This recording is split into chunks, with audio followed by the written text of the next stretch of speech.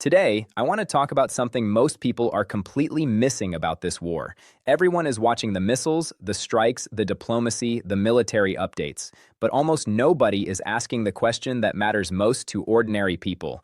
What is this war doing to the global economy? What does it mean for your job, your food, your energy bills, your savings, your future? Because when you look closely, this is not just a military conflict between nations, it is the trigger for one of the biggest global economic shifts in decades. And depending on where you live, your life could change in ways most people are not prepared for. Let's start with the foundation of everything. Cheap energy is over. For the past 40-50 years, the global economy has been built on one simple assumption.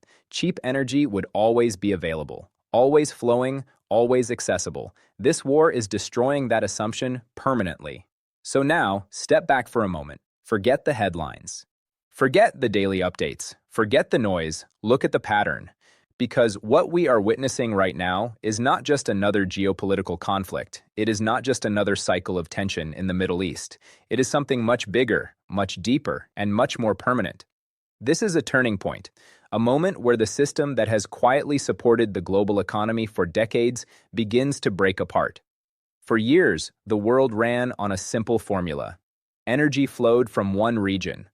Goods were produced in another, wealth was consumed somewhere else, and everything was connected through stable supply chains that most people never even thought about. It felt normal, predictable, permanent, but it was never permanent. It only worked under very specific conditions: cheap energy, stable trade routes, global cooperation, and a shared belief that the system would continue. Now, those conditions are disappearing. And when the foundation disappears, the system built on top of it cannot survive unchanged. What replaces it is not chaos, but it is not comfort either. It is a new kind of world, a world where geography matters again, a world where resources matter again, a world where self-sufficiency is no longer optional. It is survival. In this new reality, countries are being forced to ask hard questions. Can we feed ourselves? Can we power our economy? Can we function if global trade slows down or stops? And for many nations, the honest answer is uncomfortable. Because for decades, efficiency was prioritized over resilience. It was cheaper to import than to produce locally. It was easier to depend on global systems than to build independent ones. And that worked until it didn't. Now, the countries that built their economies on dependency are facing the consequences. Not overnight, not instantly, but steadily, and then suddenly. At the same time, countries with natural resources, energy independence, and internal capacity are finding themselves in a position of unexpected strength. Not because they planned perfectly, but because the world is shifting in their direction. This is what makes this moment so important. Because it is not just about nations. It is about people. It is about how this shift reaches into everyday life in ways that are subtle at first, but powerful over time. You see it in rising energy costs, you see it in food prices, you see it in supply shortages, delayed shipments, changing job markets. And slowly, people begin to realize something fundamental has changed. The world is no longer as connected as it used to be, no longer as predictable, no longer as stable. And that realization creates two types of responses. Some people wait, they assume things will go back to normal, they believe this is temporary, that the old system will repair itself. But history shows something different. When global systems break at this scale, they do not go back to what they were. They evolve into something new. The second group understands this. They adapt.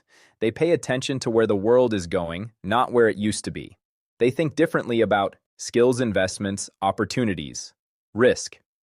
Because in times of transformation, the biggest mistake is assuming stability, and the biggest advantage is awareness.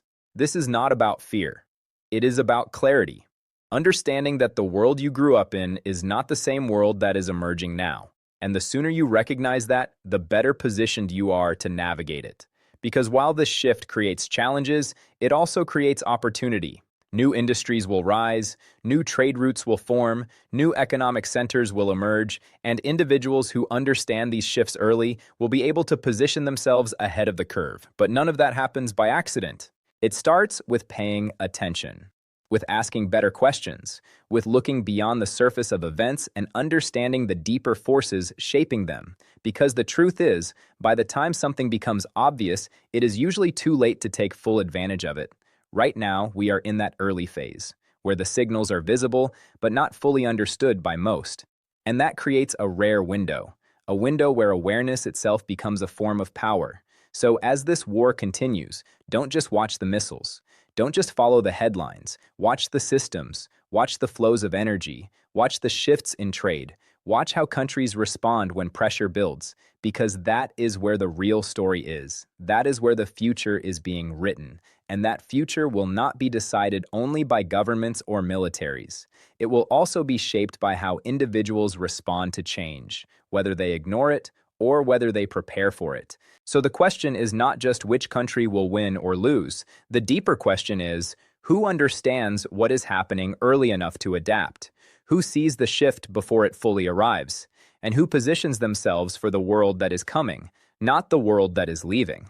Because, like every major transformation in history, this moment will create both winners and losers. Not randomly, but based on awareness, adaptability, and timing. And right now, you are in a position to choose which side of that line you end up on. So pay attention, stay informed, think critically, and most importantly, don't assume the future will look like the past, because it won't. This is not the end of the global economy, but it is the end of the version of it that we have known for decades, and what comes next will define the next generation. The only question is, will you be ready for it? Which countries will be hit the hardest, and which ones will survive or even thrive? The answer is simple. The more a country depends on imported cheap energy, the more vulnerable it is. Southeast Asia, already feeling the shock. This isn't a future problem in Southeast Asia. It's happening right now. In countries like Thailand and Vietnam, fuel shortages are already appearing.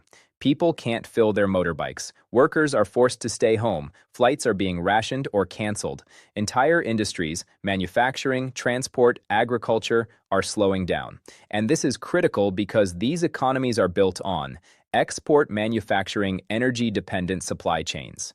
When energy disappears, everything stops. This is not temporary disruption. This is a structural shift.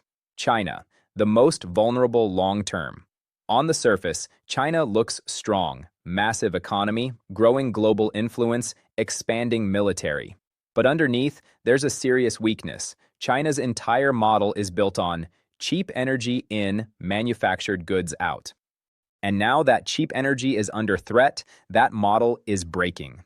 China has tried to transition toward consumer spending, toward innovation and AI. But both are struggling. One, consumers aren't spending. People are saving, not buying, because they're uncertain about the future. Two, AI depends on energy, data centers, training models. AI requires huge amounts of power. So China faces a difficult situation. Old model is breaking, new model isn't working. Energy dependency remains short-term, China can manage. Long-term, it's deeply exposed. America, strong position, real risks. Now compare that to the United States. Unlike most economies, it has something extremely valuable: resource self-sufficiency. The Western Hemisphere has oil, gas, coal agriculture, water minerals. This gives the US a huge advantage in a world where global supply chains are breaking down. It doesn't rely heavily on imported energy from unstable regions, but there's a major risk: debt. The US carries massive debt, supported by the global demand for its currency through oil trade systems. If that system weakens, the financial foundation becomes unstable. So while America is better positioned than most, it's not invincible.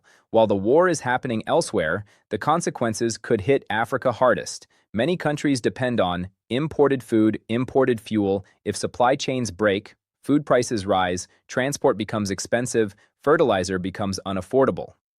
The worst-case scenario isn't inflation, it's famine, not shortages, real large-scale hunger. India and Pakistan. Caught in the middle, India has been rising as a global economic power. But there's a problem. Around 60% of its energy is imported. That creates vulnerability right at the moment it was ready to grow faster. India's future now depends on how it handles this energy challenge. Pakistan faces an even tougher situation: heavy import dependence, existing economic stress. Now combined with energy shortages, the pressure increases significantly on everyday people. The big picture: a global reset. For decades, the world followed a simple system. The West consumed, the East produced. This worked because energy was cheap. Trade routes were stable. Now both are breaking. And here's the key insight: this system wasn't just a Western dependency, Asia depended on it too. Factories, infrastructure, entire economies were built around this model. Now, energy is becoming expensive. Trade is becoming uncertain. This forces every country to adapt. Who survives this shift? The winners will be countries that have their own energy, secure their own food, build resilient supply chains, adapt quickly. The losers will be those waiting for the old system to return, because it won't. The GCC, the most unexpected loser. The biggest surprise in all of this? The Gulf economies. These countries built massive wealth using oil revenues, global finance. Perception of stability. But underneath, they rely on imported labor, imported food, artificial infrastructure in extreme environments. Their strength was not just resources, it was confidence. And that confidence depends on stability. Once investors and wealthy residents begin to question safety and reliability, the model weakens. And once that perception breaks, it's very hard to rebuild. Final takeaway. Let's bring it all together. Southeast Asia is already facing fuel shortages. China's economic model is under pressure. The US is strong but carries financial risks. Africa faces potential humanitarian crisis. India and Pakistan are highly exposed. The global economic system itself is shifting. This is not just a war. It is a turning point in how the global economy works. The era of cheap energy, smooth globalization, predictable trade is ending, and a new world is emerging. More regional, more resource-driven, more uncertain.